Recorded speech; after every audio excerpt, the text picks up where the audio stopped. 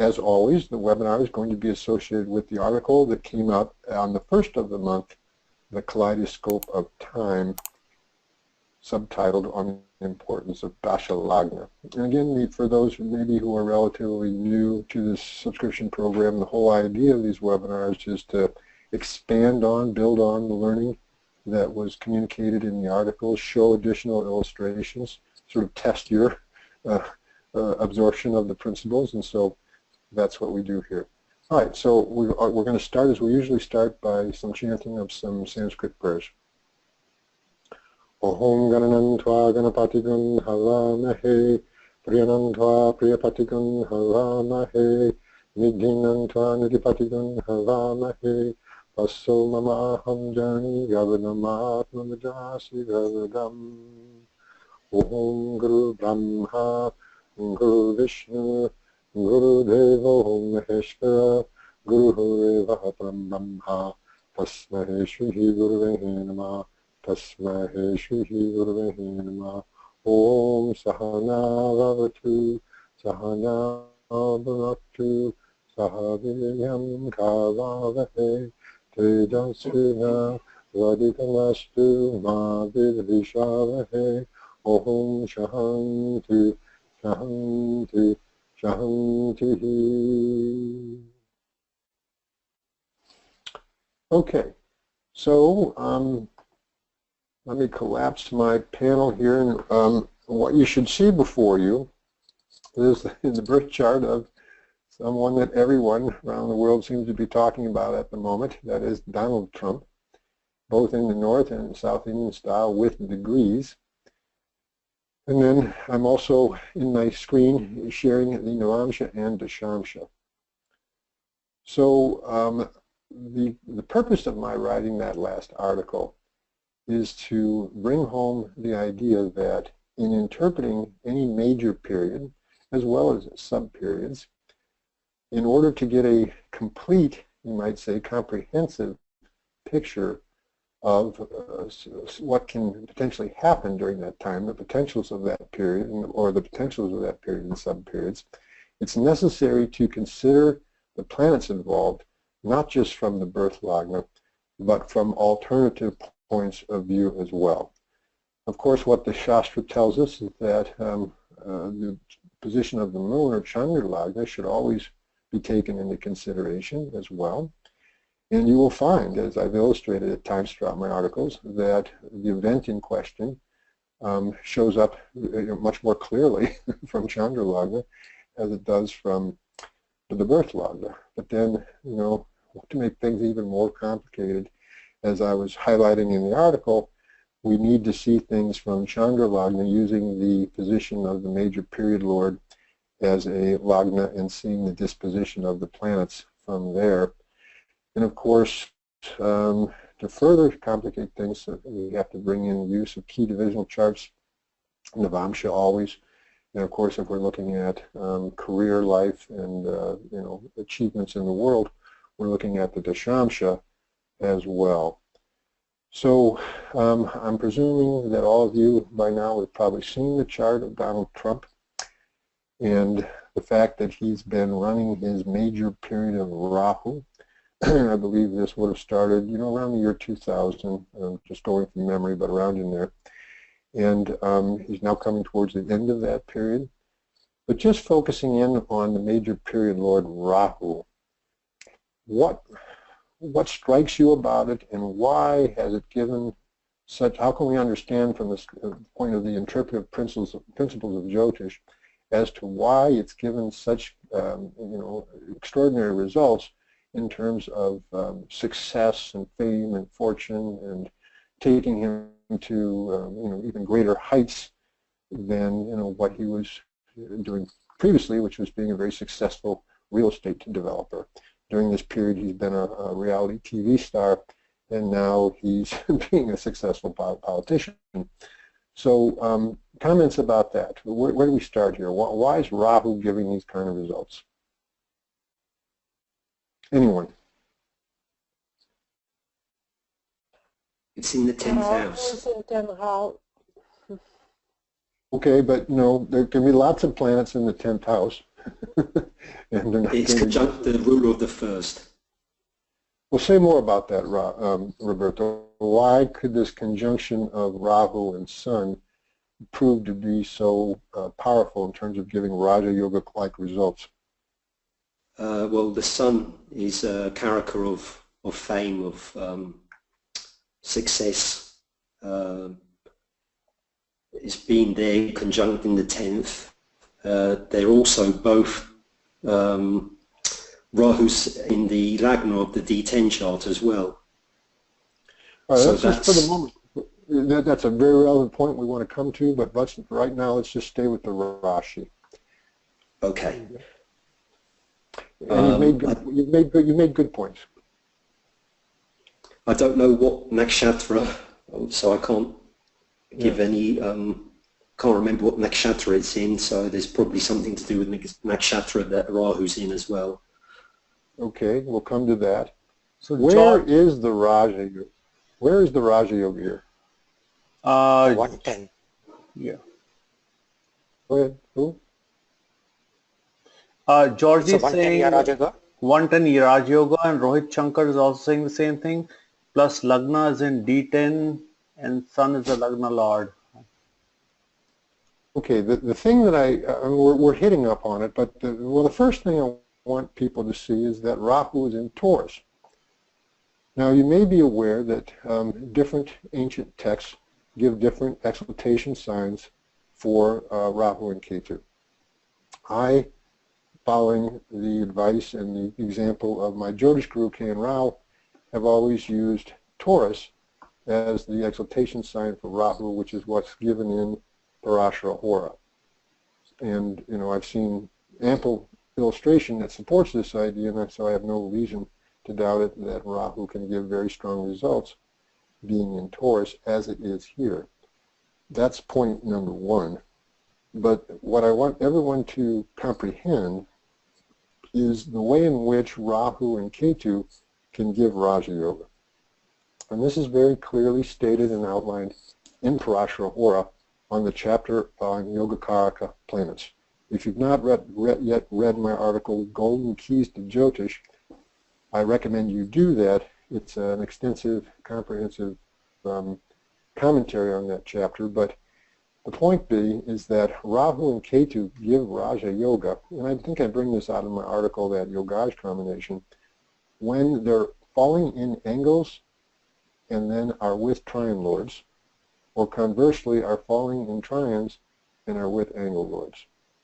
And this is what we have here.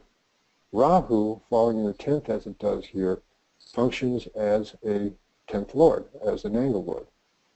And of course, the Sun, being the Lagna lord, is both a trine and an angle lord, in which case it can function as both. But then being with Rahu, it's going to give like a 110 Raja Yoga. I think I heard someone mention that. A 110 Raja Yoga falling in the 10th house. And of course, if we're going to see yogas, we want to see if planets involved have any sources of strength to give the yoga juice, to empower it to be able to give strong results. We've already talked about how Rahu is in its exaltation sign Taurus here from one point of view. What is the Sun's source of strength? Anyone? What is the Sun's source of strength? Directional in 10th house? Yes, absolutely. The Sun gets Dik Bala here, gets directional strength.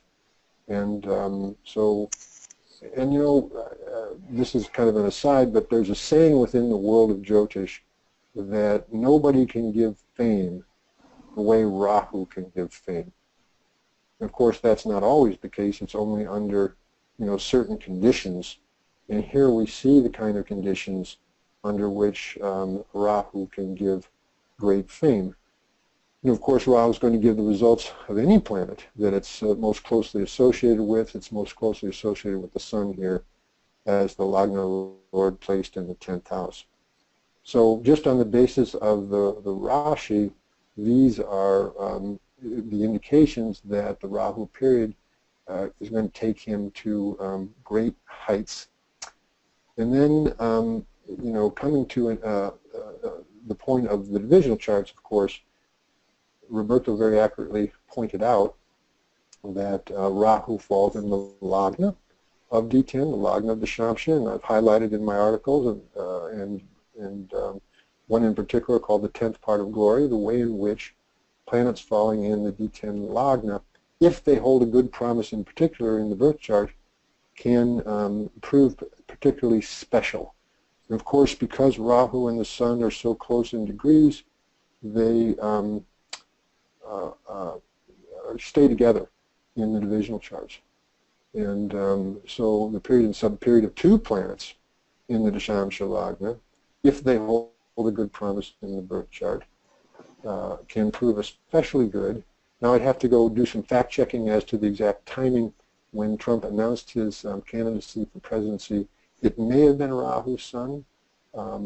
It may have been, I'd have to go back and check that. I'm not sure of that, but it may have been Rahu's Sun. So these are some of the reasons that the Rahu period has proved to be what it has been. But what I'm going to ask my panel and what I'm going to ask students at this point is that one thing that happened to Trump in his Rahu period, and actually one of the things that made him more known worldwide, and it took him to a very high celebrity status, Sun in the 10th house, as Roberto was talking about, was the fact that he became a reality TV star through this program called The Apprentice. And I'd like students to contemplate and consider how this could be indicated, or how you could derive this potential from the Rahu period. So think about that for a moment. And while you're thinking about that, I guess one thing I just wanted to add to the Raja Yoga giving quality of the Rahu Sun combination as the 10th is that, of course, it also gets the aspect of Jupiter, planetary aspect of Jupiter as well. I can try. From Rahu Dasha, 10th Lord Saturn and 1st Lord Venus is in 3rd house. Performance. Okay, just stop right there, Lena, because you hit upon it exactly. Applying the principle of Dasha Lagna, using the position of Rahu in Taurus as the 1st house, what happens from there is that Saturn becomes the 10th Lord, Venus becomes the 1st Lord, and they fall in that 3rd house of performance, of the dramatic arts, of being on stage, of giving a presentation, all those things that are related to the 3rd house as we've seen over and over again. And it actually was exactly in Rahu Saturn that I believe it was 2004, 2005, that television show, that reality TV show began. And so good for you, Lena. You get the first chocolate of the day for seeing that.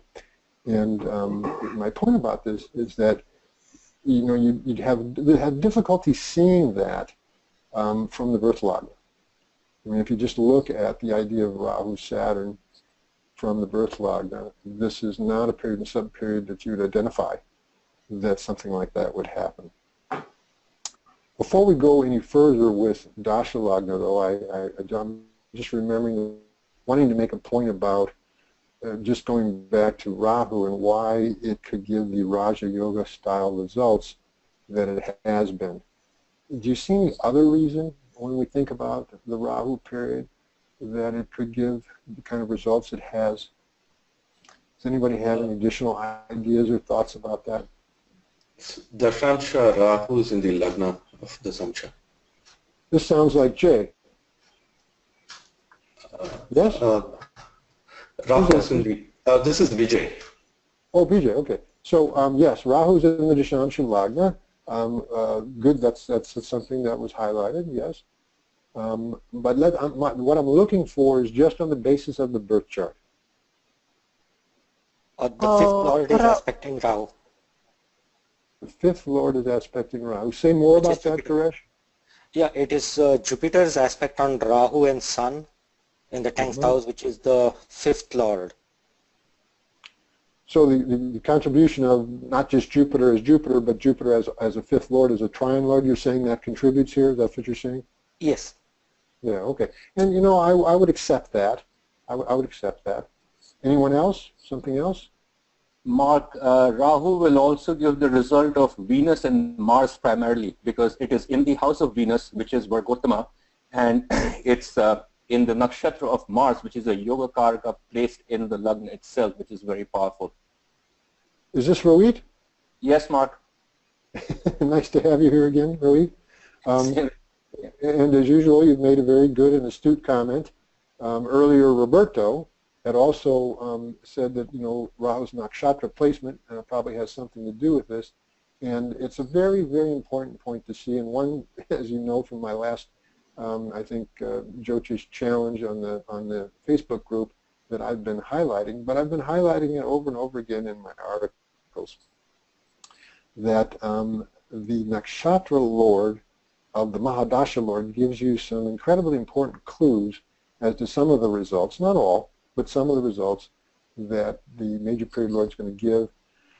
You know, I think somebody like Rahu, who gives the results of what it's associated with, it may be particularly so.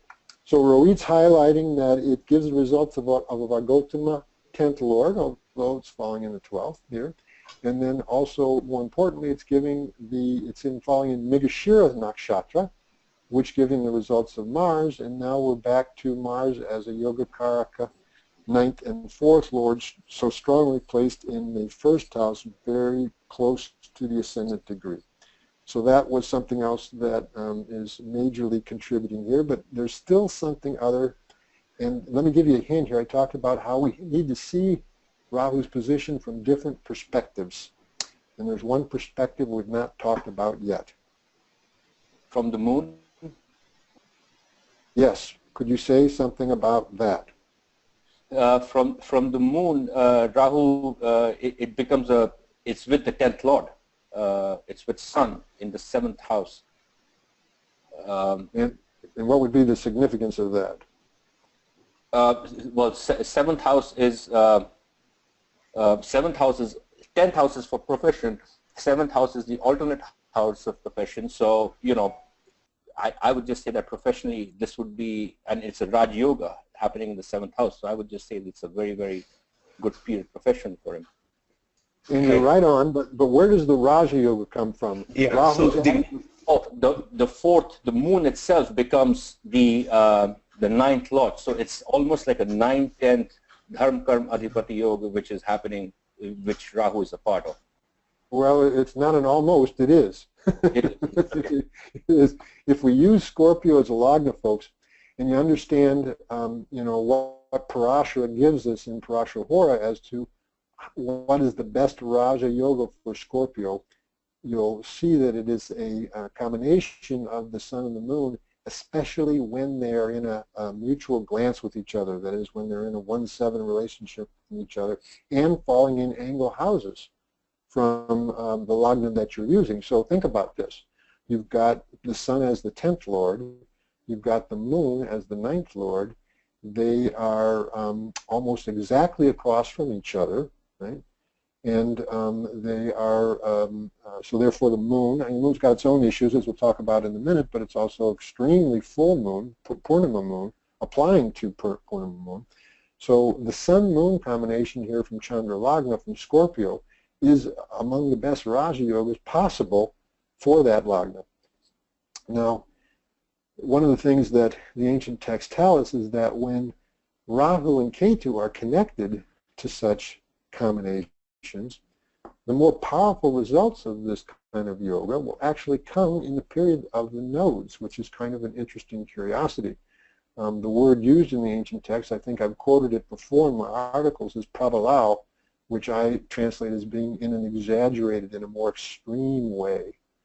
And so what I'm wanting to emphasize is that when you see a mahadasha lord, such as his Rahu, and you're seeing it from different perspectives, right? And there's a consistency, or there's a confluence of the kind of results, or the kind of yoga results that it gives, in this case Raja Yoga, this is where you see the more dramatic result. And as Rohit was saying, the 7th house, being the 10th from the 10th, is referred to in Parashara as Padaprapti, or the position giver. And so the fact that Rahu has this disposition from the moon, in addition to what we saw from the birth lagna, is quite significant here in terms of the kind of results it hasn't been able to give. All right. So now, coming back to my point about Dasha Lagna, Alina, you saw it very well, that it was during this time that he becomes a reality TV star, as now Saturn becomes the 10th lord in the 3rd Vargotama with Venus, so it becomes again a 110 Raja Yoga from there. And even when you think about, since he's been in the political arena, what does a candidate do? They travel around everywhere, commute everywhere, and give speeches, which is essentially a kind of performance. So he ran Rahu Sun, he ran Rahu Moon. Now he's running Rahu-Mars. And it's been during this time that he seems like he has sewed up the Republican nomination, and he'll actually contest the national election in the fall during this period. What strikes you about that? Rahu-Mars. From Rahu Dasha, Mars by placement also creates Raj Yoga as 7th house and 4th house. Well, also 7th house and 4th house. Is there any trine combination going on there, or is this just 2 angle combinations going on there? Well, 12 house is impressionable, if it's, he also Mars is Lord of 12th house, but well, what I'm saying, Lena, is I don't see any trine element there, right? Mars is the 7th lord, an angle lord going into another angle house.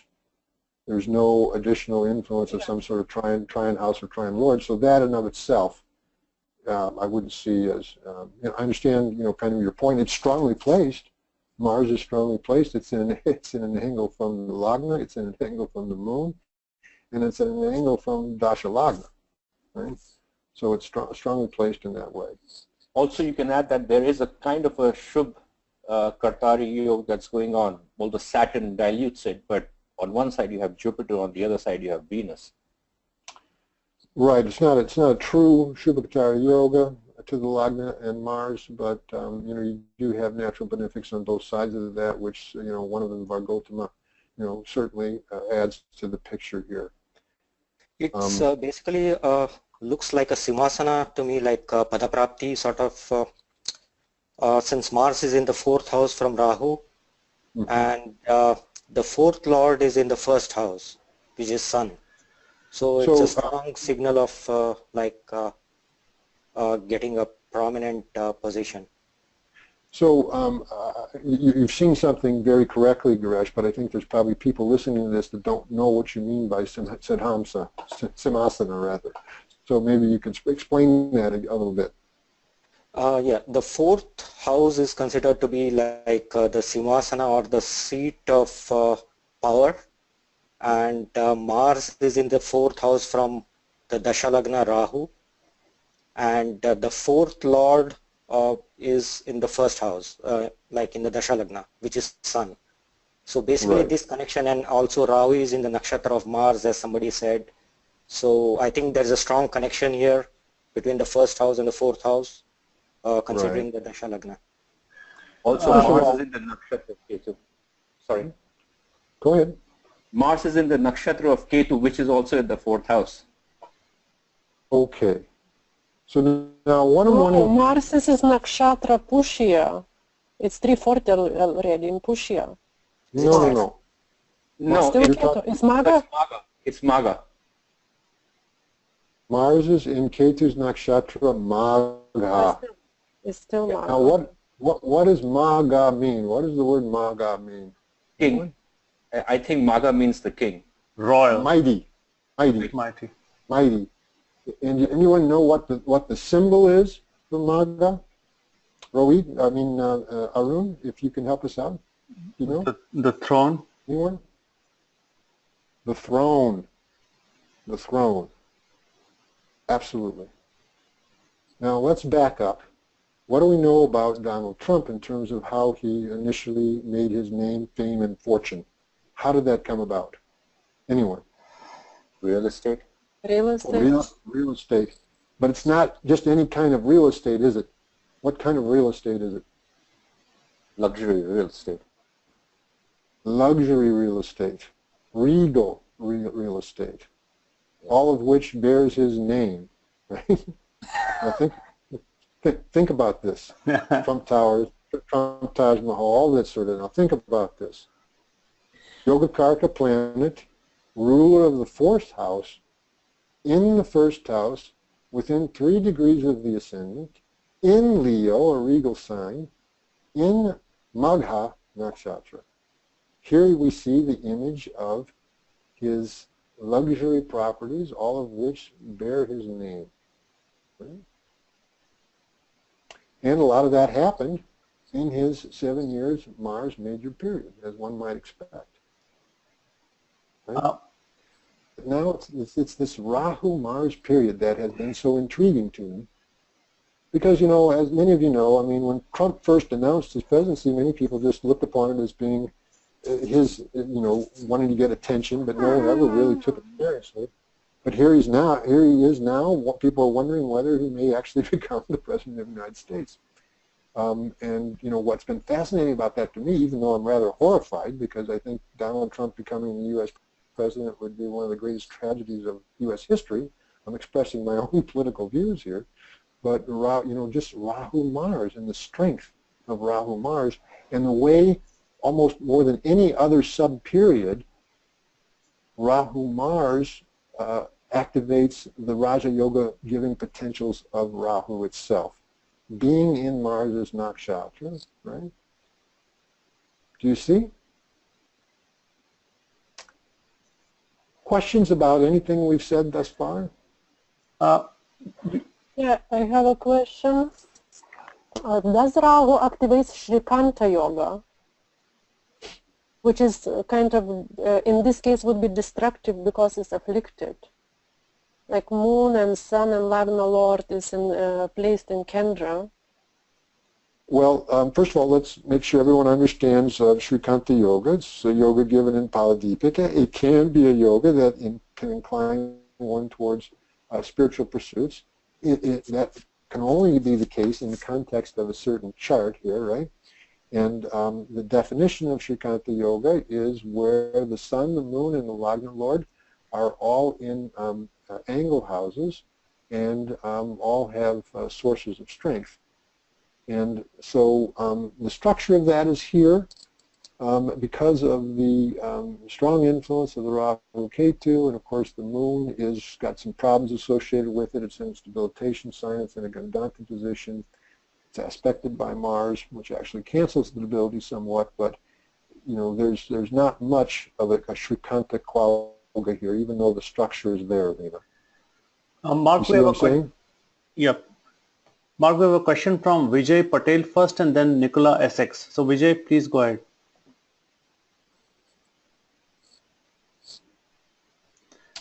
Hello?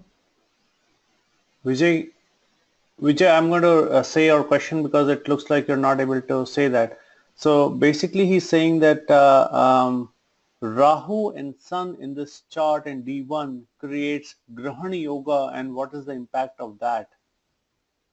If there is a... Creates what kind of yoga? Grahana I didn't hear that, Arun. What kind of yoga? Eclipse Yoga, which is the Grahana Yoga.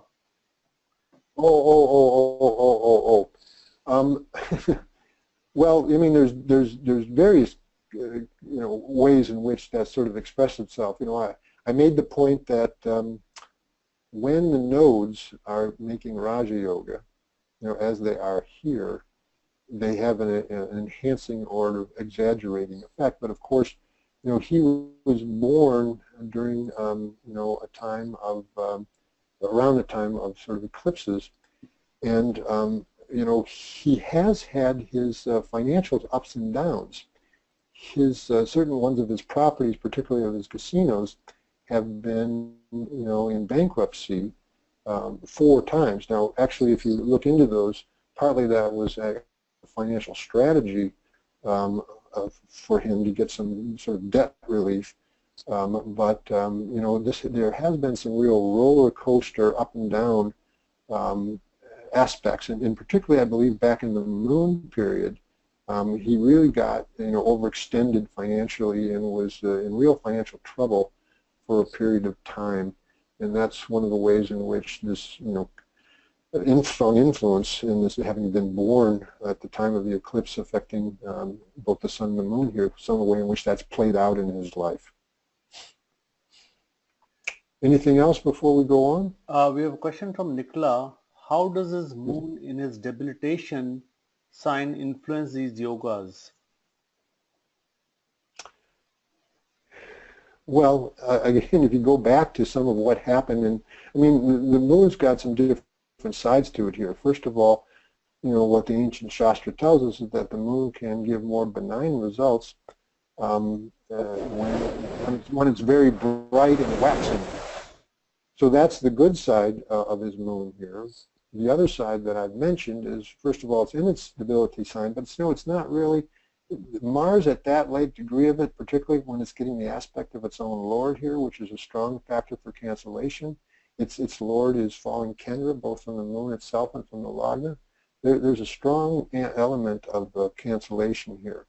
But it's also in this Gandanta position that, you know, gives some real instability and variability to it, particularly when you're running that period, which is what happened. But, you know, I want people to see that he's actually running his Sati, right? Yes. Mm-hmm. But if you look at, you know, I'm not showing it here, and I'm going from memory. If you look at how many benefic points Saturn has in Scorpio, I think it's at least baseline strength. And the point I want to make about this, and I brought it out in my article, Gocharapal, is that the results of the Sati and what it's going to bring always happens in the context of a particular dasha, a period and sub-periods. And, you know, so in order to assess some of what the Sati is going to mean, you always have to look at it in that context. You know, what I was bringing out in the article is that, you know, if you're running a very bad period and sub-period, and then you're running the Sati on top of that, you know, and I think I used Tiger Woods' chart, who's got the moon here very similarly placed and running that period, and he's also running the Sati. That's bringing a very difficult time in his life in a lot of different ways. But here for Trump, running such a strong period and sub-period, it's, you know, having a different meaning.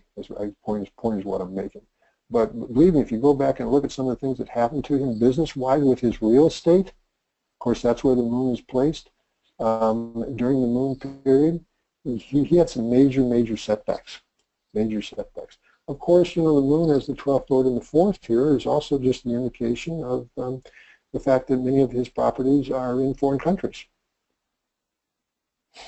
But the moon here is not giving, you know, it's reading my article, An Enigma Wrapped in a Mystery, and you'll see how much of this moon comes under the category of a debilitated planet that can at times give surprisingly good results. Mark, So this is the way I would. Shrikant needs a clarification on last sentence. Shrikant, go ahead. Mark, a couple of questions. First thing is Mars as a malefic planet is very close to the Lagna degrees and also has malefics like Rahu and Ketu in Kendra. Isn't that also a kind of a Arista yoga with malefics so close to the Lagna? Well, you know, absolutely, it's kind of a Sarpa yoga, one of the Nabasa yogas. Yes, there is, what you're saying is that, you know, of course, any strong influence of malefics on the Lagna or the Lagna Lord, you know, can bring some Arishta quality to it. No question about that, right? But, you know, it also, Mars is so close to the ascendant, when if you know anything about his personality, or if you just, you know, he's just this, you know, fiery, combative, at times abusive, you know, aggressive, individual that just says a lot about some of his personality characteristics, particularly falling in Magha as it is here in Leo. There's a tremendous arrogance and, you know, to the man, and bombast and narcissism, all of which is, you know, indicated by these get some of the more negative personality characteristics associated with Leo. And Given one the more fact thing, that, one go more ahead. thing, right? I see is Saturn is right now going to approach his natal moon in transit, Right. and Right. will be aspecting both the Dasha Lord as well as the Antardasha Lord. In fact, the majority of his planets, including his Lagna, and it's going to transit over his moon, go to Sagittarius in Gandanta, become retrograde, again come back, and again trample the moon second time, become direct. Like, Saturn is going to go over his moon and Ketu in the last few degrees of Gandanta for the next 1 year, 1.5 years, right? So does it also mean that his campaign or something sinister is going to happen for him next 1.5 years, especially with Well, the transit of Saturn? one of the things that happens in political campaigns, and it's going to particularly happen here, is all the, people dig out all the dirt on an individual, and they use it in their negative campaign ads and so forth. And Donald Trump has a lot of baggage in his past in terms of ways he's behaved, things that have happened, and so forth. And that's one of the ways I see that playing itself out. And I understand what you're saying. It's going to be interesting to observe exactly what that means. But again, I go back to the fact that this is happening in the context of a certain major period and sub-period. And, go back to my article, Gochara Power, look what's happening, in terms of the influence on the double influence of Saturn and Jupiter on the 10th house of the 10th Lord, right? So Saturn from Scorpio is going to be aspecting onto the 10th house. Jupiter is going to be moving over into Virgo here, coming back to the place it was, at its birth, and casting its aspect onto that Raja Yoga combination in the 10th there. Right? And again, I'm not implying and I'm not stating at this point at all that I think he's going to become the next president. I'm not pronouncing about that. I will write an article and even do a video presentation comparing the two charts, his and Hillary's, and making some, assessment about that. But, you can just see here, there's a reason, there's an astrological reason that he's in the position that he's in now, is the point that I'm making. Okay? Okay. Now, before we leave this chart, I want to make another comment about the Dashamsha. And some of you who are they're participating in the Facebook group or read the posts there already know the answer to this, but we have to ask ourselves the question about how, from the standpoint of the Dashamsha, besides the fact that Rahu is falling in the Lagna here, that this period is proving to be so extraordinary in so many ways, and in particular Rahu-Mars, and before that Rahu-Moon, when he was winning primary elections, debates, and so on. And the hint here is that, is there any yoga that is present here that contributes to the picture?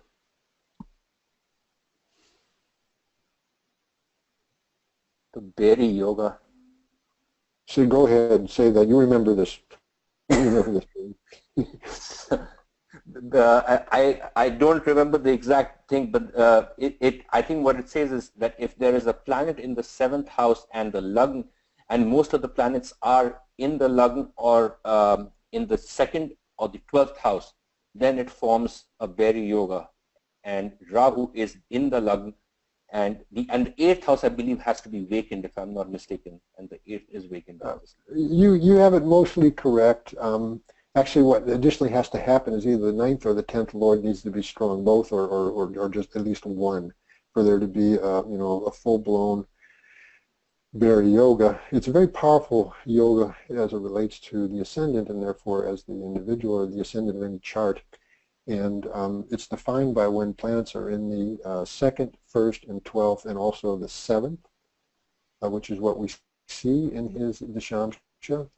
10th Lord has to be considered strong here since it's very bright and it's falling in an angle. And actually the 9th Lord has sources of strength here too. It's only placed in the 2nd, but you can see it's involved in exchange with Mars. There's an exchange between Mars and Mercury here, making both planets have a source of strength that way.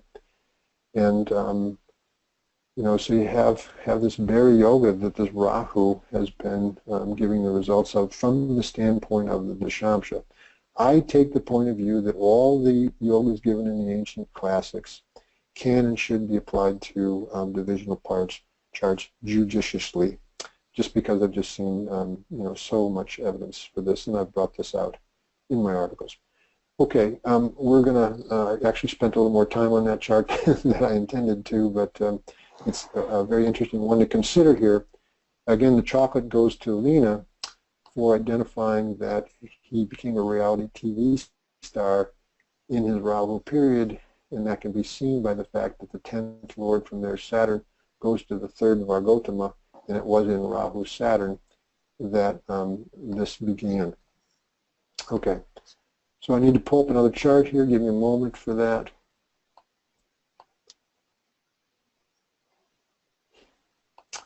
We're now going to be looking at the chart of the movie star Sandra Bullock, if people recognize that.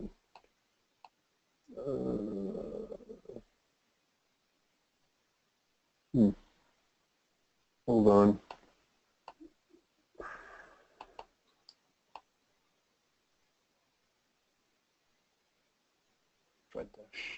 There it is. Okay.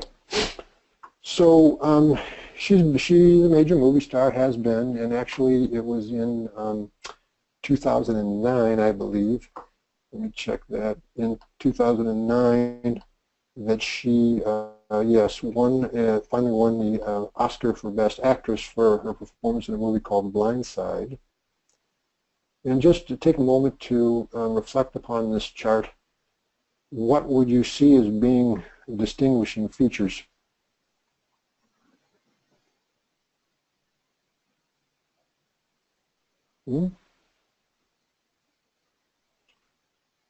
Distinguishing features of this chart.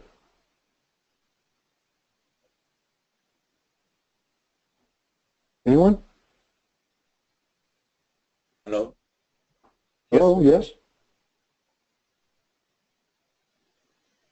What strikes you about the Lagna Lord is in the 3rd house, and why would that be significant here? that is a performing art, so basically that indicates an actor. That's a 1-3 connection that we see so often. That alone usually won't produce that, but you'll see. And then is the 10th house or the 10th lord involved in any way, Girish? Because there's usually 3-10 connections. Yes, so it's aspected by the 10th lord, Jupiter. Yes.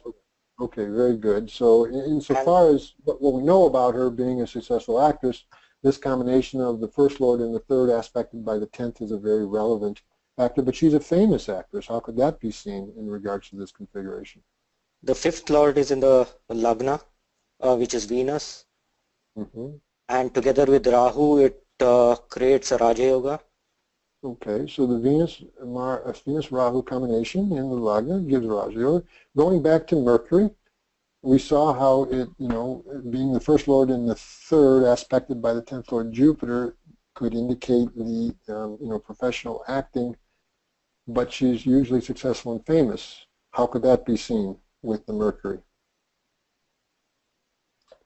Aspected by 9th lord Saturn.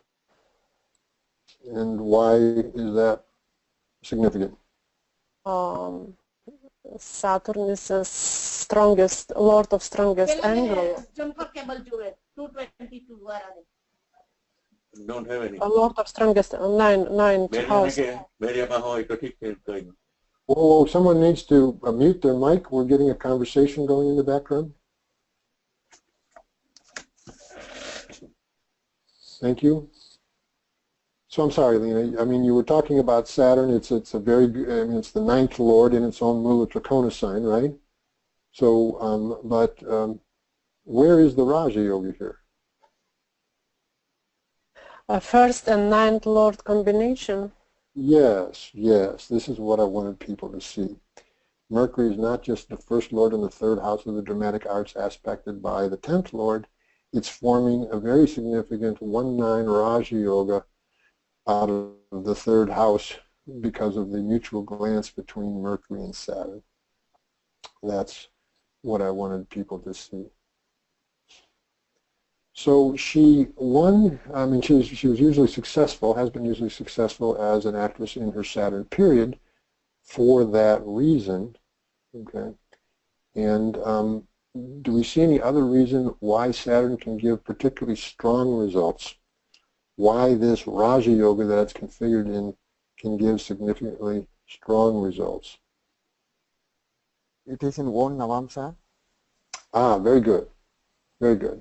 Not only is it in its mood Trikona sign in the birth chart, but goes into Capricorn in the Vamsha, meaning it also additionally has great underlying strength.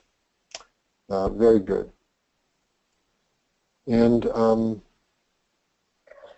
also it is in Rahu's nakshatra. yes, good. Could you Gives say more? results. It gives results as Rahu partially as well. Gives results of Rahu, and we see that Rahu's also formed in a Raja Yoga combination, right? Yes. Here Rahu is acting as a first lord, being in the first house. It's with Venus. That is the fifth lord here. Fifth lord in the first, that alone is an angle trine combination, but combining with Rahu, it forms Raja Yoga. And does Venus have any source of strength? It's Vargotama. Vargotama? Yeah, No, in no sign in Navamsha. Right. It would be Vargotama, Rohit, if I was at the very later degrees of Gemini. I'm so sorry. In the Shamsha, it's Vargotama. I'm sorry about that. Yes, and we'll come back to that. But you know, Lena sees it here that it's in its own sign. And so, what period and sub-period might you identify as being one that's going to give particularly strong results in the Saturn major period? Venus. Saturn, Venus. Saturn, Venus. And this is the period and sub-period that she won the Oscar for Best Actress. But now, what other reasons, how else could we see the potentials of this particular sub-period and why it could prove so special? From the Dasha Lagna, Venus is a Yoga Karaka. So from Saturn, Venus is not only in the 5th house as a Yoga Karaka, 4th and 9th lord, but it is also associated with Mars, the 3rd lord of performance, and the 10th lord of Raja or career. So it forms a very strong Raja Yoga in the 5th from Saturn. Who's saying this? Srikant. Srikant, that's beautiful. That's a very, very good recognition. That's exactly what I wanted people to see. Thank you. Dasha Lagna, folks. We have to see things from Dasha Lagna. And, you know, it was predictable that Saturn-Venus is going to be able to bring special results. Saturn's involved in a Raja Yoga. Venus is involved in a Raja Yoga. Both are well placed, you know, from the birth Lagna itself. But now, when you use Aquarius, Saturn's position as the Dasha, as a Lagna, Dasha Lagna, then the implications of the Venus sub-period become extraordinary for all the reasons Srinath just outlined. I just want to add one point there. Please go ahead, Rohit. In the Navamsha, they are in a 110 positions, and both are in their own signs, so which is an added source of strength to both planets. Absolutely. I mean, we saw that, you know, we mentioned earlier that Saturn is in its own sign, Venus is in its own sign, but then look at their house placements, right? Where Venus becomes the Lagna Lord in the Navamsha, and Saturn becomes the Yogacaraka planet, strongly placed in the 4th, right? And it's a 110 relationship, meaning that using Saturn as the Dasha Lagna again, Venus goes in the 10th as the Yogacaraka planet again in the 10th from there. Very good, Rohit. This is what I wanted you to see. All right. So I think I've mentioned everything that I wanted to do. Any questions about what we've said with regards to this chart? We don't have any questions marked on the screen, but at this time I would give Rohit Shankar and the other gentleman one chocolate each because we thought that Lena was going to take all the chocolates today. Rest. We're getting a distribution here. Very good. All right. So, you know, I'm going to stay with the Hollywood movie star theme here, simply because I have so many of these charts because the birth data is available. I want you to see the chart of another Oscar-winning actress. Mark, I just have a question for you. Go ahead. This is, again, since you'd mentioned Tiger Woods' chart, I know his moon is in debilitation, and I believe it is in Gandanta as well, but it is Correct. involved in such a powerful exchange. And Right. in your article, you had mentioned that, you know, exchange is probably the most potent way by which debilitation can be cancelled. How is he going through such a terrible period? I mean, by his standards, it's probably, you know, it's absolutely atrocious. Right. Well, actually, go ahead. I mean, yeah. So it's just why is the question? Well, you know, Reed, forgive me, but I'm going to table that, you know, because that's, you know, that's not really sort of in keeping with the theme of what we're talking about. If you don't mind, that's all right. So it's an interesting question, and maybe I can address it in the Facebook group, but I want to stay with my theme here, if you don't mind. Okay. So we're looking now at the chart of another major movie star, Julianne Moore, award-winning star. Actually, it was in 2015, just 2015, she won the Academy Award for Best Actress. Now, again, looking at her chart, I'm looking for the identification of distinguishing features, particularly as far as notable yogas. And people take a moment to reflect on that and see what you would say about it. First of all, is there any 1-3 connection here, as we saw in the case of Sandra Bullock's chart, who also had Gemini Lagna? Third and first lords in sixth house together. We have the Lord of the first house, Mercury, in with the third lord. So interesting, it's in the sixth house. But now what's going on here between Mars and Mercury? Parivartana yoga. We have an exchange, don't we? And again, always keep in mind the effect of the planet in terms of giving its ability to give its results strongly as a result of that. There is a dharma karma Pati yoga. Say more about that, Rohit. Jupiter becomes the 12th house, and Saturn is the 9th lord, and they are both combining in an angle. So that's a dharma karma, they put 9 and 10th together in an angle. That's a very, very potent dharma karma Pati yoga. Now with Gemini Lagna, as with Aries Lagna, we have to be careful about the combination of Saturn and Jupiter, which forms the 9-10 combination. I say we have to be careful because, again, in Parashara actually indicates that just the mere connection of the 9th and 10th lords, either for Aries or for Gemini, does not necessarily produce Raja Yoga. And again, if you read my article, Golden Keys to Jyotish, you would understand the logic and the principles behind why that would be the case. And you have to understand the phrase, the mere connection. Doesn't mean they can't give Raja Yoga. It just means that just because they're combined, they won't necessarily do so. Right? Now, in this case, they do because they're combining in an angle. In which case, Saturn becomes the 9th lord in the 7th, which by itself then gives Raja Yoga. That would be Raja Yoga by placement.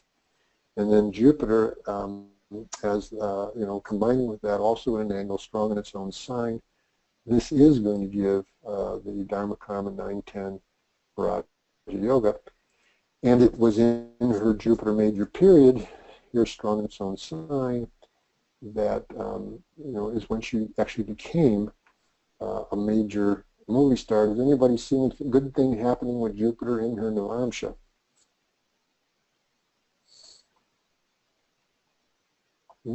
It's in an exchange. Right.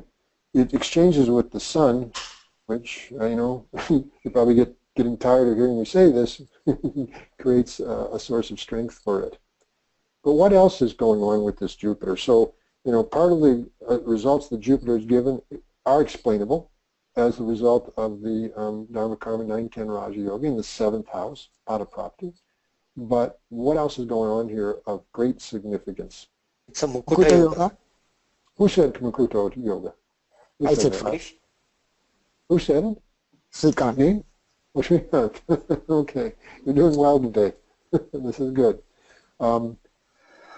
This is exactly the Mukuta Yoga that I've talked about in the chart of Gwyneth Paltrow, where the moon is in its exaltation sign, and you can see here it's extremely bright, past fullness, but it's still very, very full. And of course, Mukuta Yoga will give more Mukuta Yoga type results if the planets involved are very strong, which the moon being very bright here and in its exaltation sign, it is. And of course, Jupiter's falling 8th from there. For those unfamiliar with this yoga, Mukuta Yoga is when Jupiter falls in either the 6th house or the 8th house from the moon, but in either its own sign or its exaltation sign. Otherwise, it's actually forms something called a Shakata Yoga, which is an unfavorable yoga, particularly in terms of one's financial fortunes. Here it becomes Mukuta Yoga. Mukuta means the crown, and it's a combination that can elevate you, put you in a position where you're, quote, wearing the crown. What else? What else enables the Jupiter period to give these kind of results? Also, 5th Lord, Venus is together. And so what's the significance of that? It's a yoga. Raj Yoga. Okay, so Jupiter, Venus, well, and Saturn, kind of. That's powerful. So this combination is a combination of the 10th Lord, the 9th Lord, and the 5th Lord, right? Falling in an angle. And what is Venus's source of strength? Venus Vargotama, and Saturn is exalted in Navamsha. See how strong the planets are. Every planet involved in this configuration has a major source of strength. Jupiter in its Mula-Trikona sign, Venus Vargotama, and Saturn exalted in Navamsha. Okay. So now there's one other yoga going on here that we haven't seen yet that also has a significant role to play.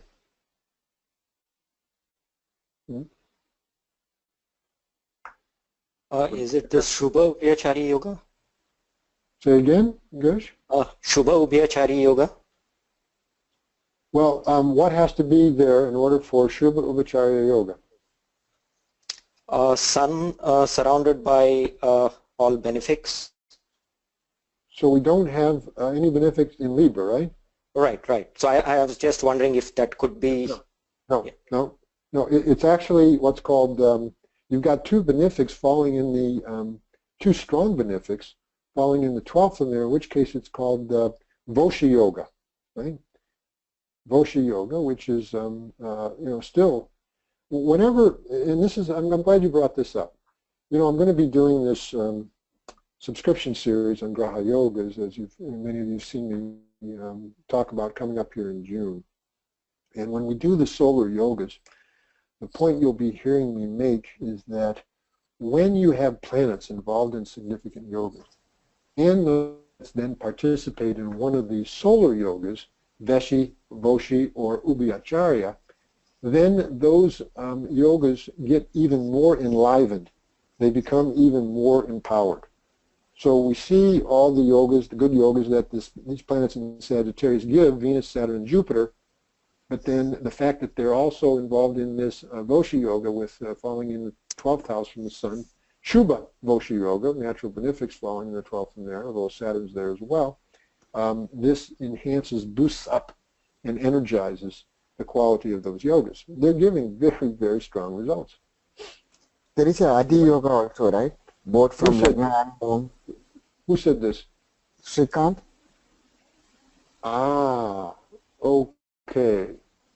Now, okay, I think you're going to get more than just chocolate. We need to give some other sort of prize to you today because you're seeing very clearly. Think about the Adi Yogas, folks. Chandra Adi Yoga, and Lagna Adiyoga.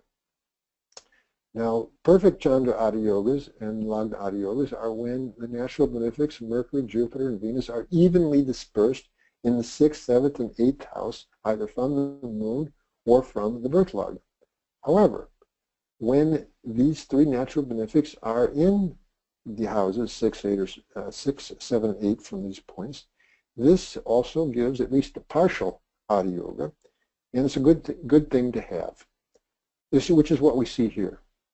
And it's not that common to see this kind of configuration both from the birth lagna and from Chandra lagna, which is what we see here, which further adds to the kind of effects that Jupiter, Saturn, and Venus, and Mercury too, actually for that matter, can all give.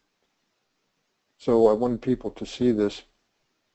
Now, in her last sub-period, within the Jupiter major period, proved to be a very notable time in her professional life, her career life. She, during this period, which was the late 90s, she was nominated twice for an Academy Award. Did not win, but was nominated twice. How would you see this event from the standpoint of Jupiter Rahu giving such results? And feel free to use not just the Rashi. Rahu's in the 10th from Jupiter in the D10 chart. You learned your lesson, Roberto. Right? In the article, I gave 15 examples. I could have given 100 of situations where when the sub-period Lord falls in the 10th house from the Mahadasha Lord in the Shamsha, when those planets are also showing the capability of giving significant and favorable results in the birth chart, that these periods and sub-periods can and do prove very special. Right? So if you put your finger on Rahu and Shamsha, then the 10th from there, in Jupiter, and the 10th from there has Rahu with the Sun. Now just use Aries as a Lagna in Shamsha, Dasha Lagna. What else is going on here in terms of yogas? What's going on here in terms of yogas? Somebody said Dikbala, okay. But what combination, what kind of results is Rahu given just based on its associations then, if you're using Aries as a Lagna? The Sun is the 5th Lord, conjunct Rahu, which is in the 10th.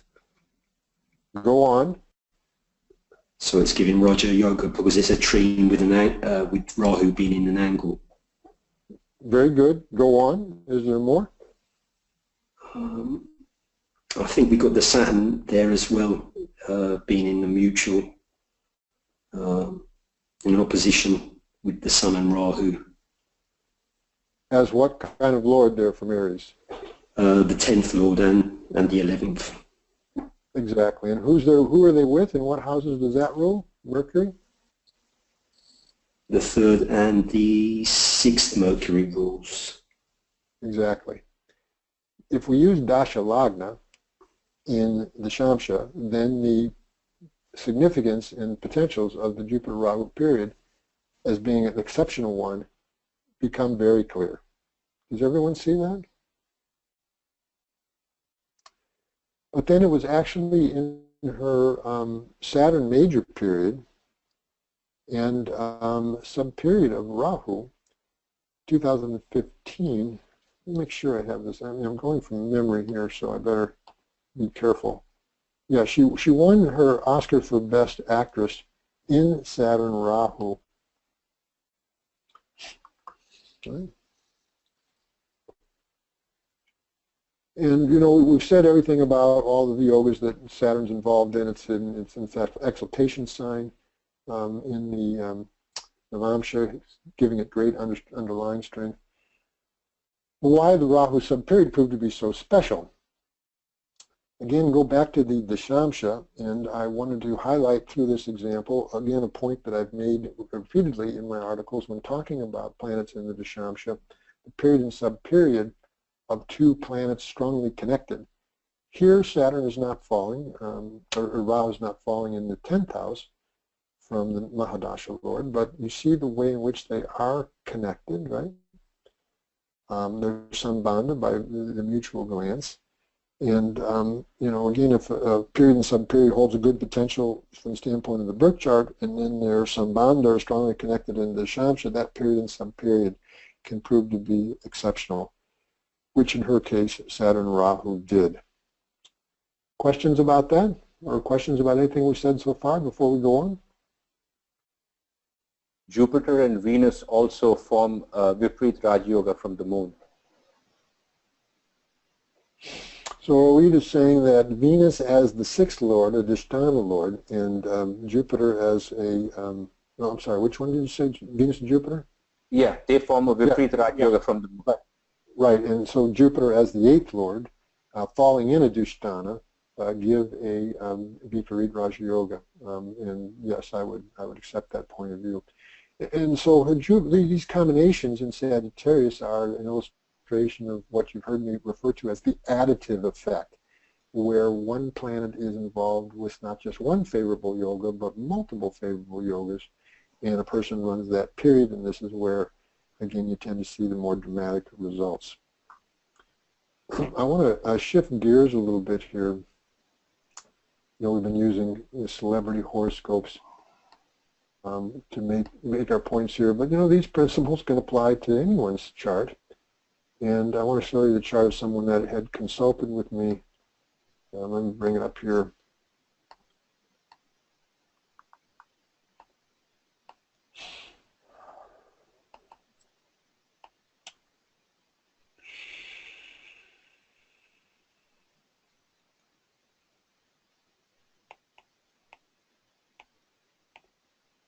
And I need to get rid of the name here. Sorry, hold on. Okay.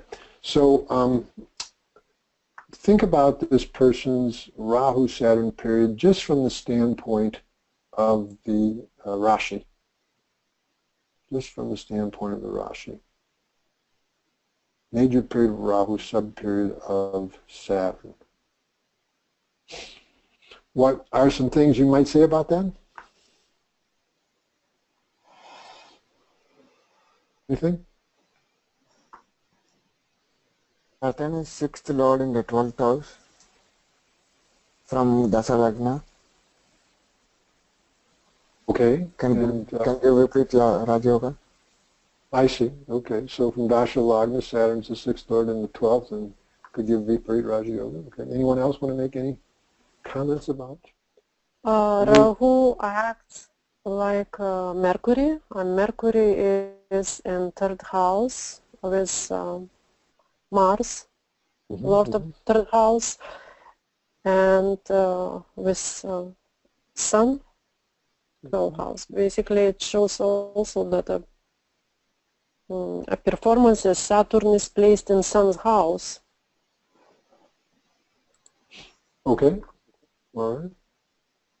So Rahu gives the results of Moon, which is the 10th lord, and the 10th house you have exalted Jupiter.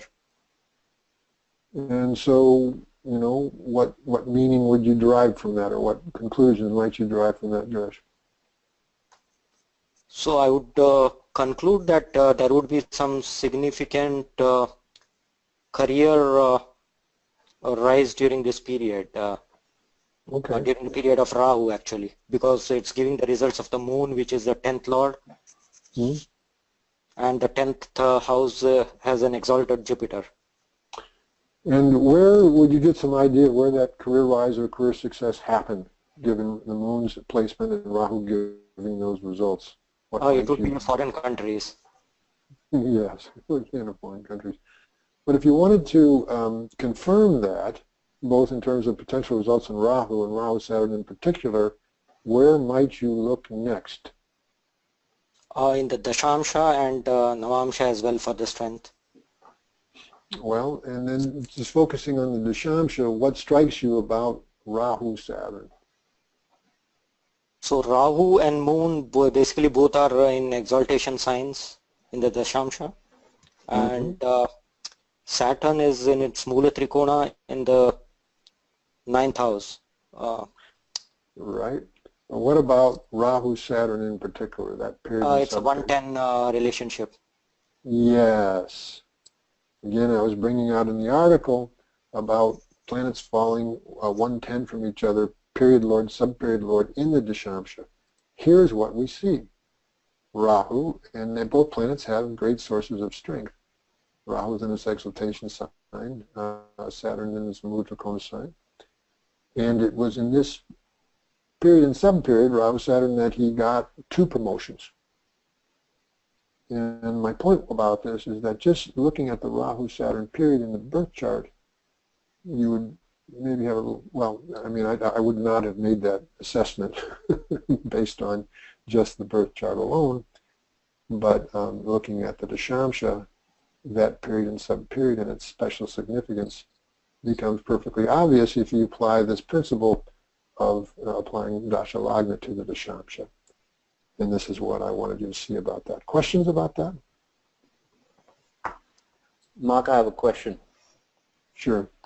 I know in your article you had emphasized, like, you know, with the 1-7 combination for the Navamsha, 110 for the Dashamsha, but right. just in general, if say a planet is say 1-4 in the Dashamsha, and and the sub-period lord is say exalted in an angle or in a trine, just based on that, can we say that, you know, it probably could be as good as a 110 relationship in the Dashamsha?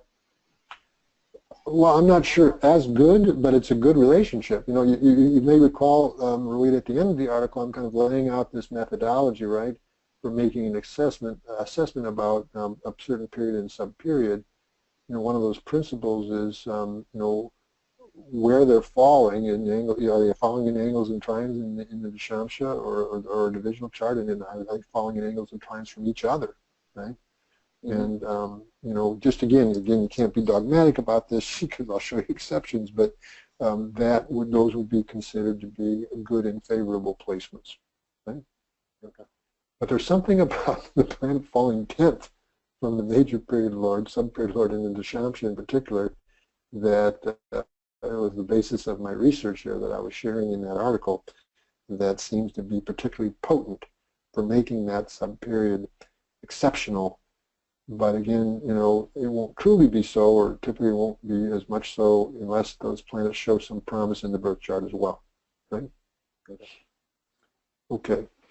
Can we go on then? Any other questions? No questions, Mark. Okay, I want now to show you a chart of a woman who had consulted with me recently. And, you know, let me get this up first before I start talking about it. So look at the degree of the Lagna, and you see that the birth time that was given, and I can't remember whether it came off a written record or not, but whenever I see this sort of thing where it's rather right on the edge between 2 signs, I have to go through a process of what's called verifying the Lagna before giving a person input, just to confirm that, in fact, the life patterning is shown being shown through Scorpio Lagna versus a late degree Libra Lagna, which is what needed to happen here. But, you know, as a result, I was able to get a way I proceed with this is I get a list of a person's life events in order to check out with regards to timing. And her chart, I discovered that her chart illustrates a lot of the points I was making in the article regards Dasha Lagna. So she had a, you know, one of the events that I look for, I asked if they had any younger siblings that were born, and she did. And I believe there were 2, and both of them happened in her major period of Saturn, sub-period of Venus. How could this be seen? Saturn is the 3rd lord and Venus from Saturn. Saturn getting siblings in Saturn major period is clear enough because it would be the 3rd lord if it's Scorpio Lagna. So this is something to help maybe confirm it was Scorpio. But, you know, why the Venus sub-period? Because Venus is with Sun, which is the 3rd lord from Saturn. Well, Dasha Lagna is just showing it very clearly.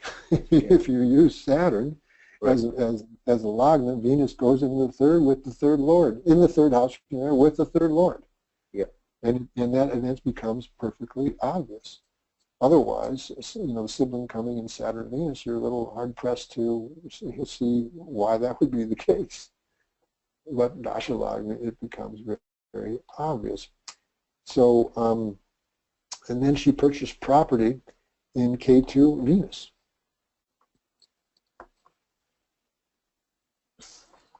It's pretty obvious. Yeah, it's pretty obvious, isn't it? Yeah. Now, K2 gives the results of Venus, okay, because it's in Venus' sign. And from the birth lagna, Venus is aspecting onto the fourth house. So, there is a way in which you can see from the birth lagna that K2 Venus, could bring this event. Of course, you would then have to look at that D4, Shatrashamsha.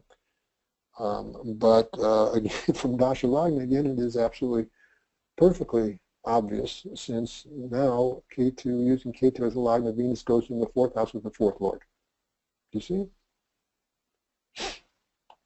Now, this was not really helping me to establish the correct ascendant, but it brings home the idea of Dasha Lagna. Now, when she came to consult with me, which was just recently, she'd been extremely involved, intensely involved in training as a teacher of Hatha Yoga, and this coincided almost immediately, exactly, with her moving into her Venus major period. Okay. And again, I ask you the question: how could, and this involved foreign travel. She's gone twice to India as a part of this training, spending, I think at least a month there at a time. So, again, this immediately started after she moved into Venus. She'd had this impulse to sort of do these sort of things that hadn't been present in her life at all prior to that. How could this have been predictable? I didn't predict it. It's something she'd shared with me that was a part of her immediate past, but how could this potentially be predictable? Venus is the 10th and the 3rd lord. It is in 10th and the 3rd lord with the Lagna lord. Then the 4th house from there gets the aspect of Rahu, which is a malefic, which should say moving, and the 12th lord from there goes into the 8th. So all this put together says that she'll be traveling a lot, and plus her work will be a highlight, which will be related to something physical because the 3rd lord is involved. Well, but you're talking all from Dasha Lagna, right? Right. All from, yeah. So first of all, you'd have to understand that asana, Hatha Yoga, the physical aspect of yoga, is a function of the 3rd house and the 3rd lord, right? And from birth lagna, Saturn becomes the 3rd lord, and it's aspecting onto Venus, right? But that's more indirect and sort of roundabout sort of indication. Whereas from and also from the moon, folks, from Chandra Lagna, Venus becomes the 3rd lord. So and it's actually in a mutual glance with the 10th lord from there. She's actually, her intention is to do this as a profession, okay, and to involve it with the healing arts. This is where you get the idea of this Venus falling in the 6th from Chandra Lagna with the Sun in a mutual glance with Jupiter. Very interested in Ayurveda and incorporating that into things that she does. But the clearest indication is actually from Dasha Lagna, where now Venus becomes the 10th and the 3rd lord in the 1st with the 1st lord.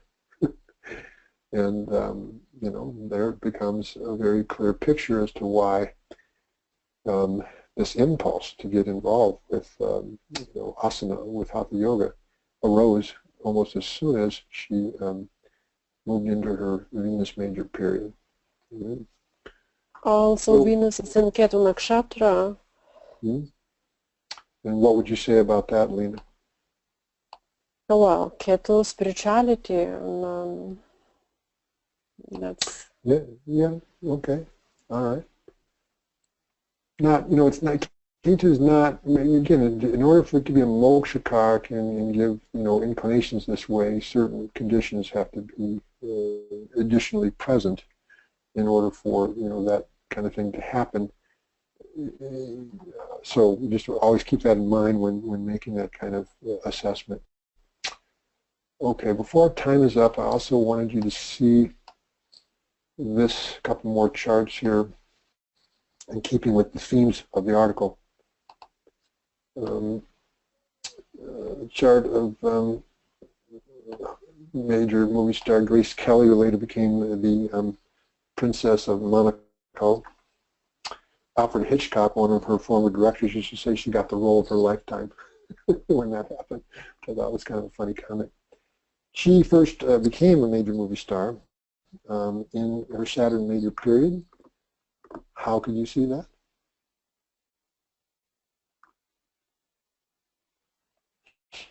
Saturn major period, anyone? It's the Yoga Karaka. So? And it is...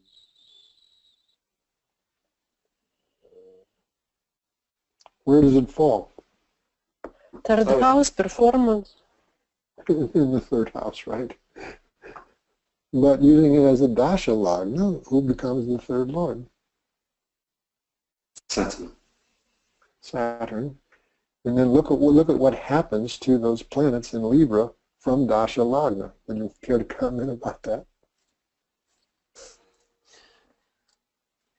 Hmm? Well, House of Awards, recognition, money. Yes. And what kind of yogas are formed there?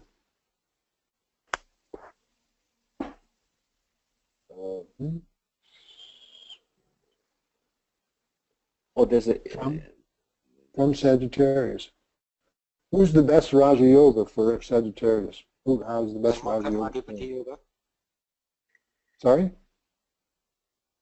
The Dharma Karmadhipati Yoga. Right. The combination of the Sun and Virgo from Sagittarius is the best Raja Yoga, 9-10 Raja Yoga. And this would be falling in the 11th house from there with the 11th Lord. Of course, there is the influence of the Rahu-Ketu axis as well. And then see these planets from Chandra Lagna, where they go to the 9th. Right? Of course, they form major Raja Yogas in the birth Lagna itself. Right? But it was in the Saturn major period that this first began to unfold for her, and actually she first started starring in movies and got her first major roles in Saturn Rahu. Again, using any principle that we talked about in the article, why would this particular period and sub-period prove special?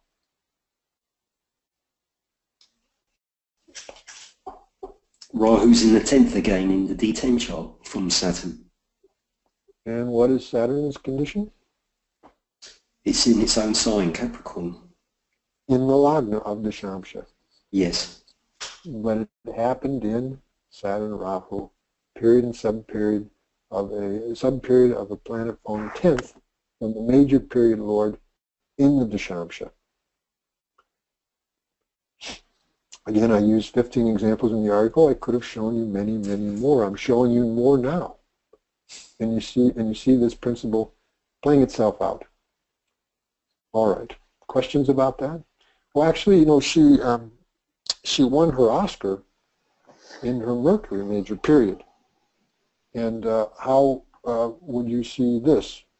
Why could Mercury bring such a result? Mercury's 9th lord gives a Raj Yoga with Venus, Lagna lord. Very powerful 1-9 Raj Yoga, right? Yeah, and Ketu also plays like a Venus together. Mm-hmm. And Sun right here gives powerful Dhan Yoga also, which is... right, with its debilitation canceled, right, in a couple of different ways. But now look at Mercury. Right, Nijbhanga Raja Yoga. Look at Mercury in the Dashamsha, and by what principle that we've talked about can this give Raja Yoga?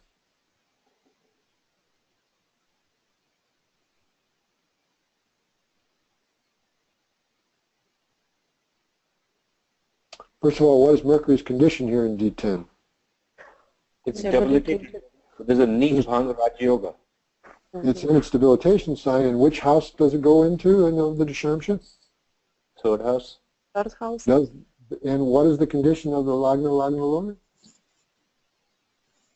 Aspected by strong Saturn by third aspect.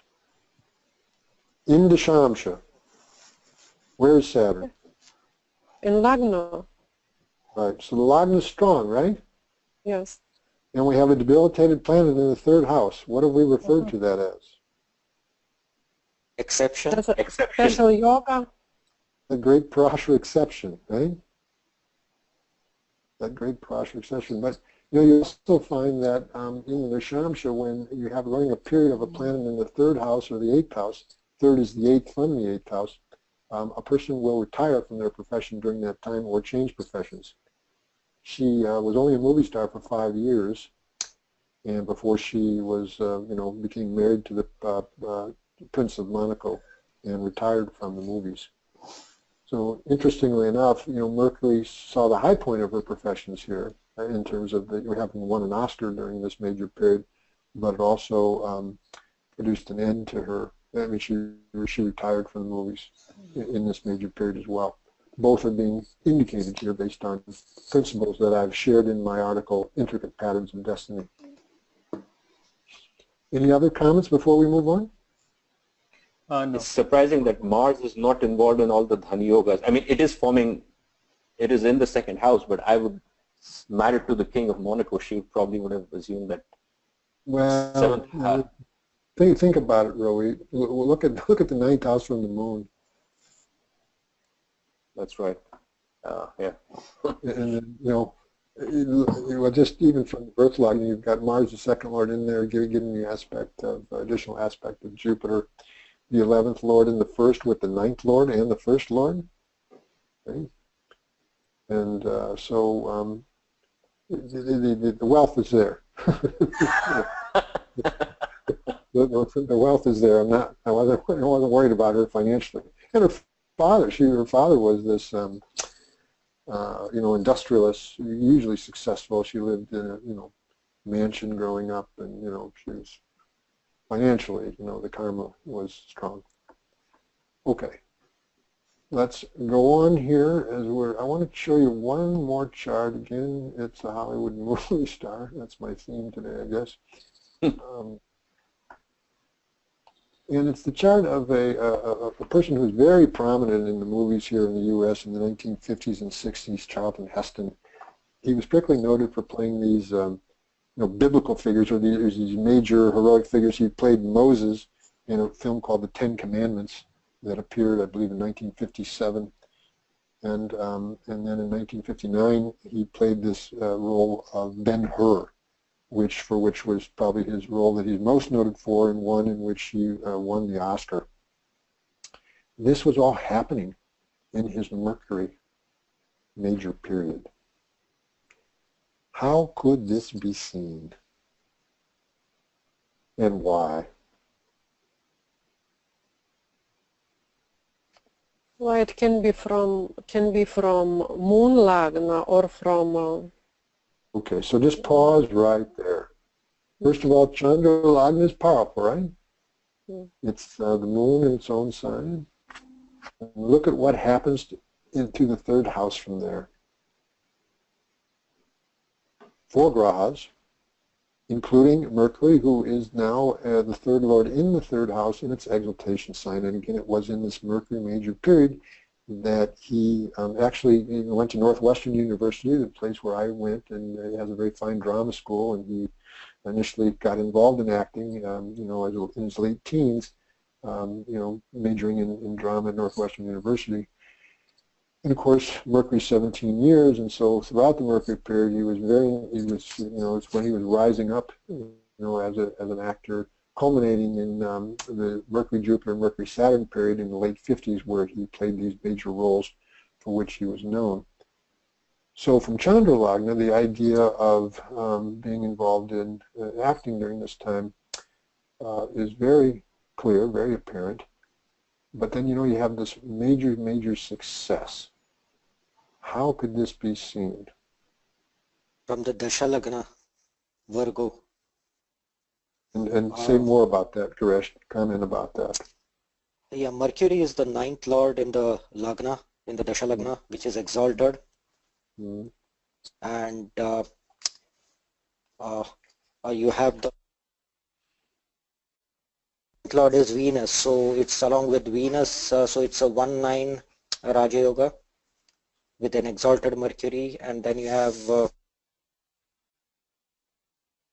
5th lord there as well, Saturn. So there are multiple Raja Yoga. Think about, folks, from Virgo, what's the best combination? What's the best Raja Yoga combination? Parash tells us it's a combination of Mercury and Venus. Right?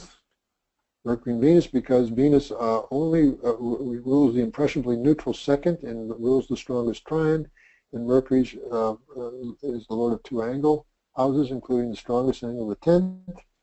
They can give a very good Raja Yoga for this Lagna, and that will be particularly so when they're falling in the angle houses, particularly either the 10th house or the 1st, which is what we see here. But then it's joined by Saturn, who's the 5th lord of this chart.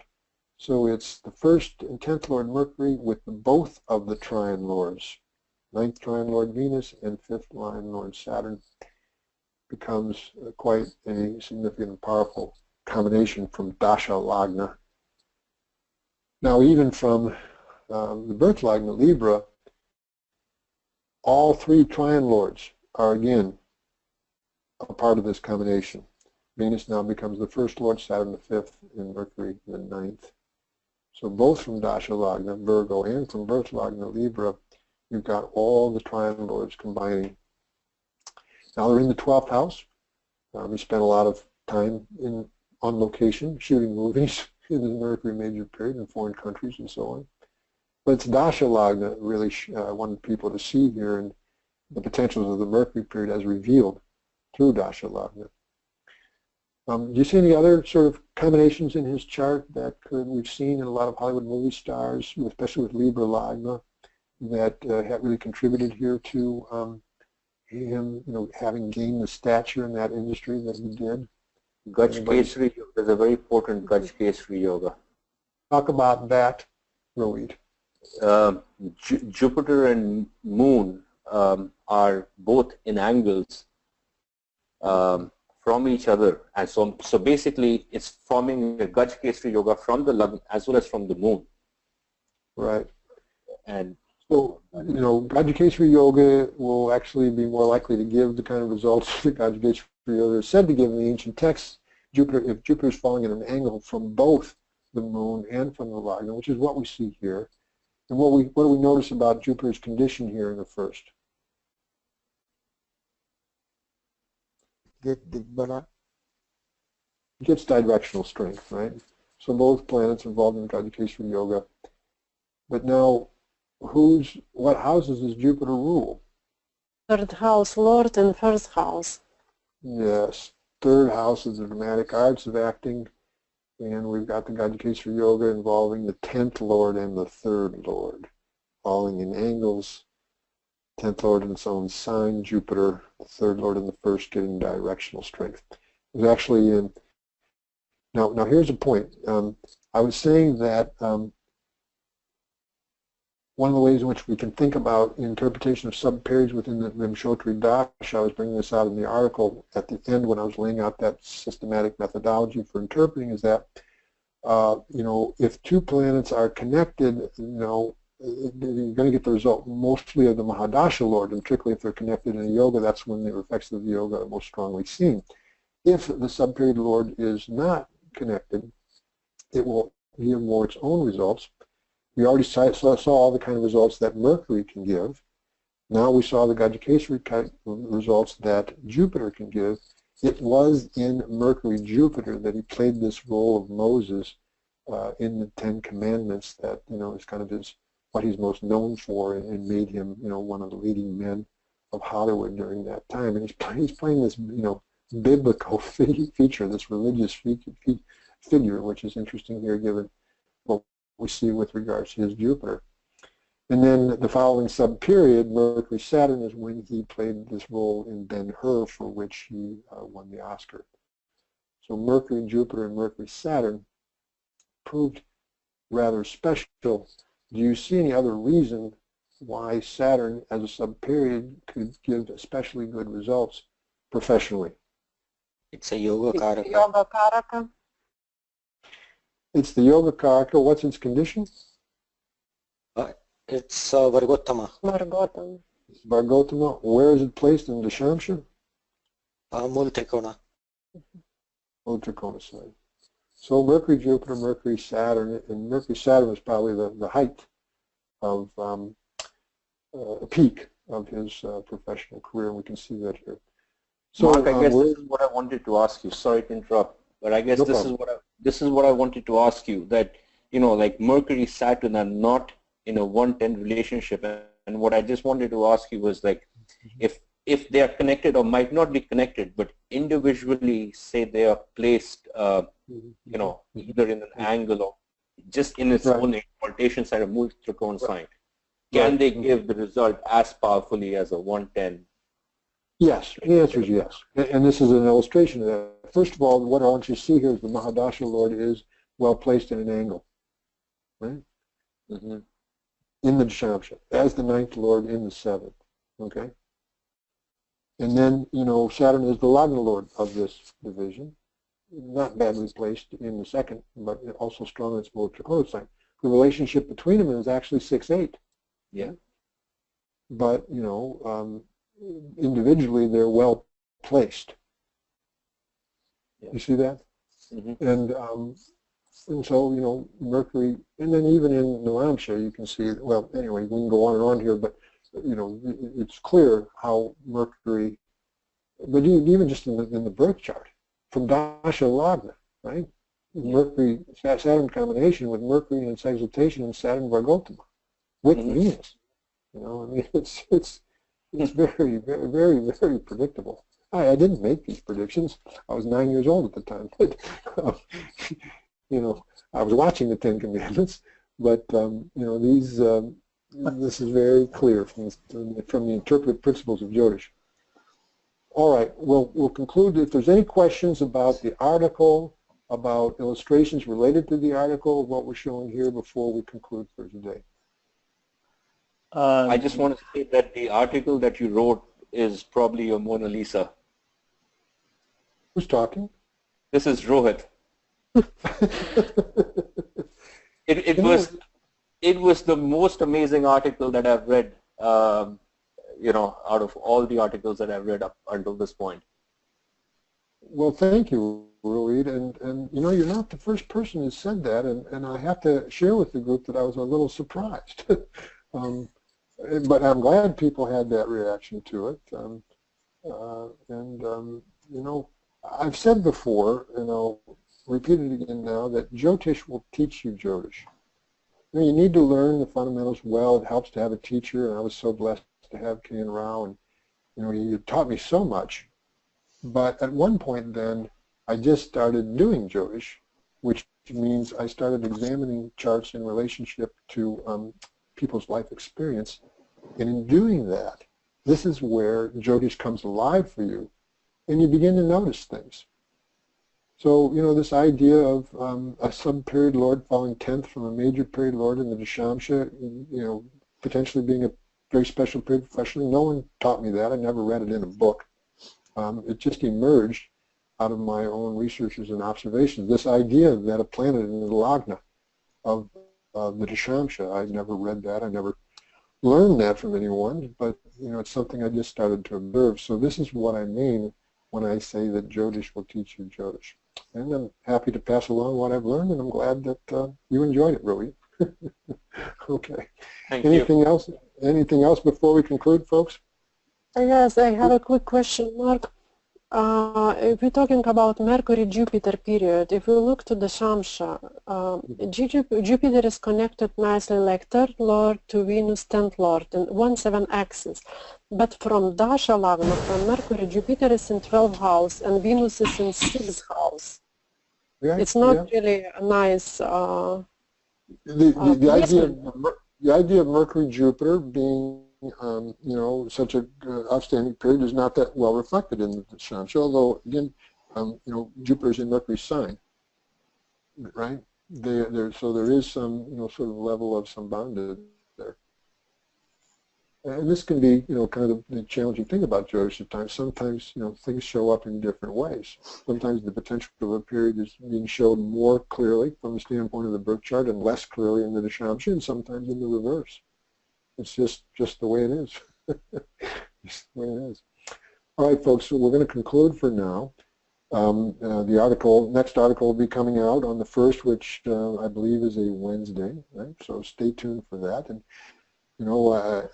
I thank panelists for being involved and for everybody that was willing to contribute. I think it's a much more enjoyable experience for us all if there's a lot of interaction and back and forth and so on. So, I encourage that. Thanks to Arun, as always, for his help here. It's been invaluable. We'll be sending out the recording of this that you'll be able to get a link in a distribution email I'll give, but also it'll be placed on the closed Facebook group as usual. So now we will conclude with our Sanskrit prayer. Om Masato Ma Sadgamaya Tamaso Ma Jyotirgamaya Mrityo Ma Amritam Gamaya Sarvesham Svasti Bhavatu Sarvesham Shanti Bhavatu Sarvesham Purnam Bhavatu Sarvesham Mangalam Bhavatu Lokaha Samasta Sukhino Bhavantu Om Shanti Shanti Shanti